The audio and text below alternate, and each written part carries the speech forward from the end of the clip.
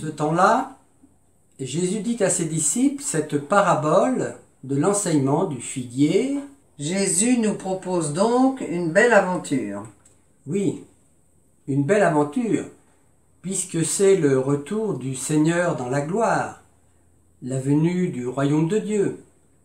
Ce royaume qui est déjà commencé, c'est une belle histoire, même si elle est précédée de situations de crise et de souffrance. Pour moi, le royaume est déjà là quand il y a de l'attention les uns pour les autres, de la solidarité, du respect, de l'amour.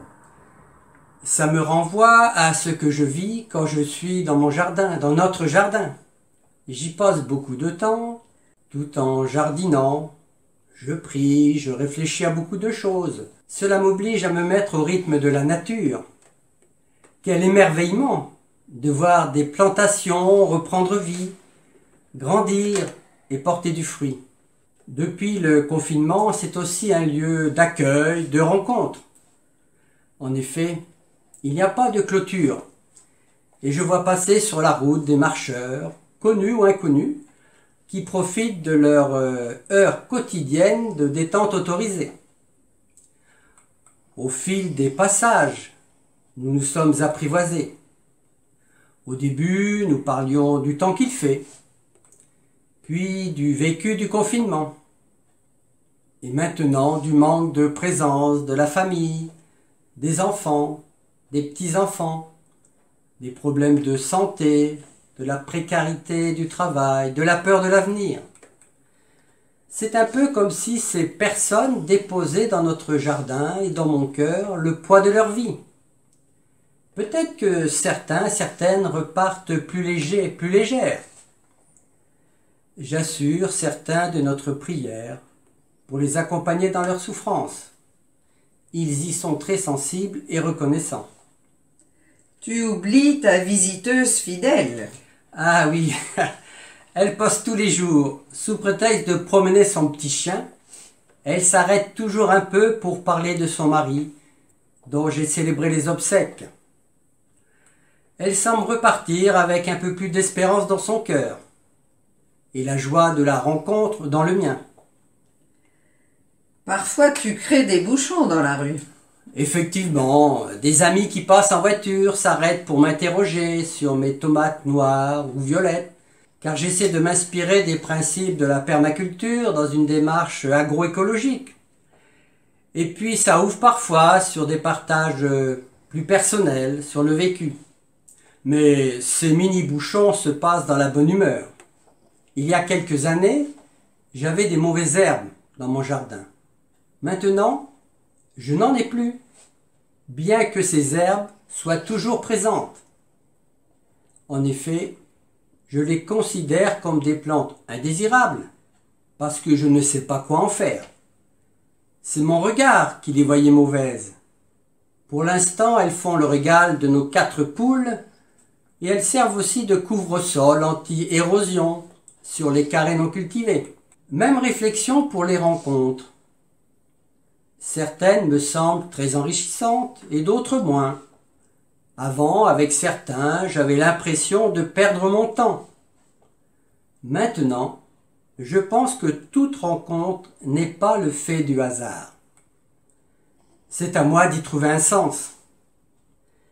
Et je prends maintenant toute rencontre comme une richesse, au moins en devenir. De plus, comme j'essaie de voir le Christ en toute personne rencontrée, cela donne plus de saveur à notre rencontre. Le royaume est vraiment en chemin, c'est vraiment l'espérance en route. Et toi, Christiane, tu as fait une 40aine de rencontres téléphoniques avec des familles suite à des obsèques qui ont été célébrées lors du premier confinement. Que veux-tu nous partager ?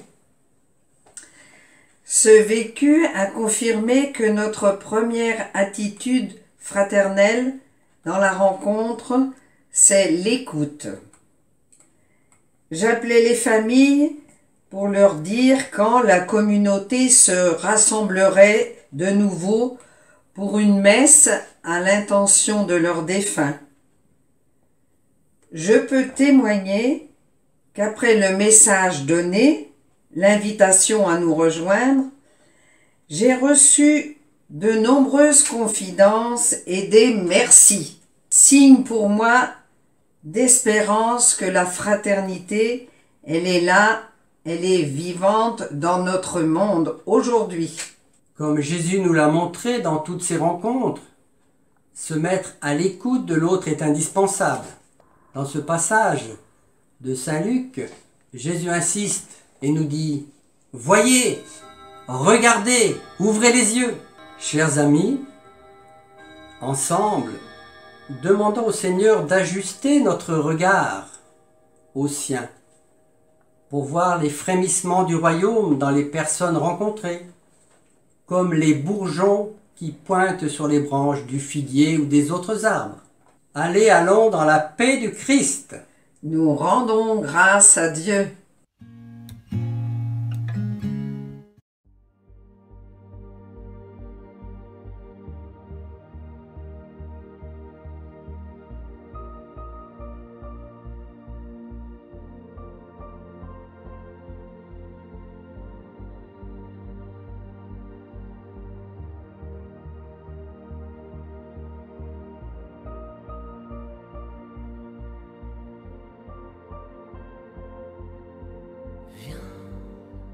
Saint-Esprit, viens, ouvre le ciel,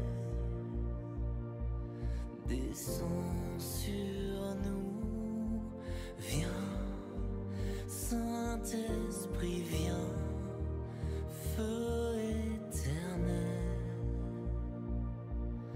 embrase-nous, viens, Saint-Esprit, viens.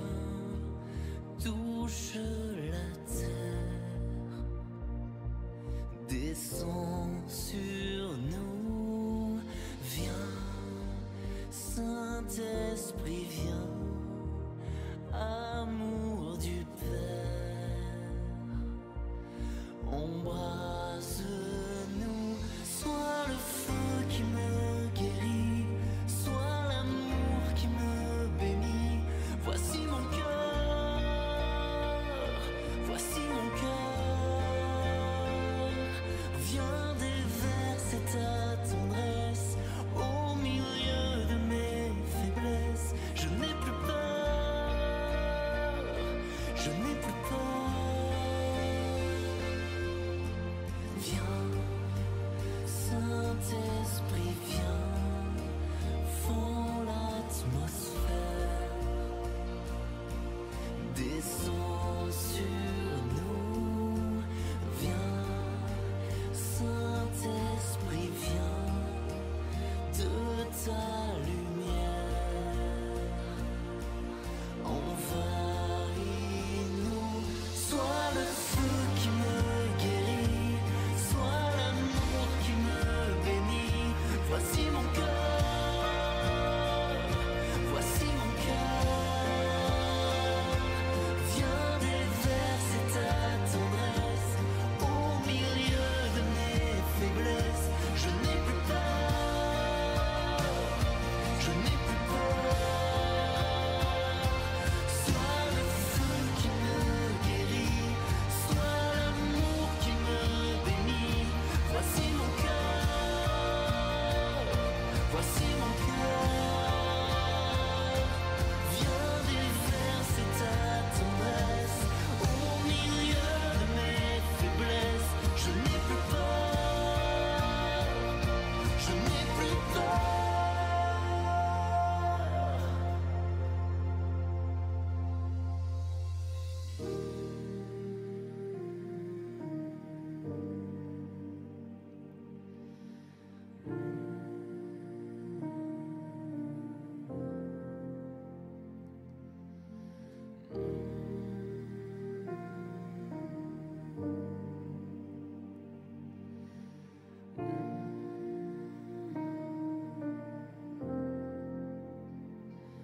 Une pluie de guérison pour notre génération.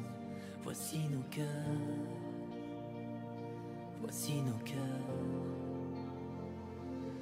Dans l'onction de ton esprit, dans l'amour qui m'envahit, je n'ai plus peur,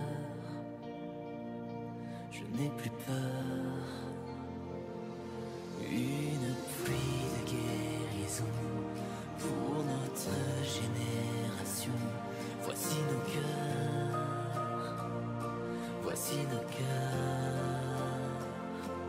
Dans l'onction de ton esprit, dans l'amour qui m'envahit, je n'ai plus peur, je n'ai plus peur.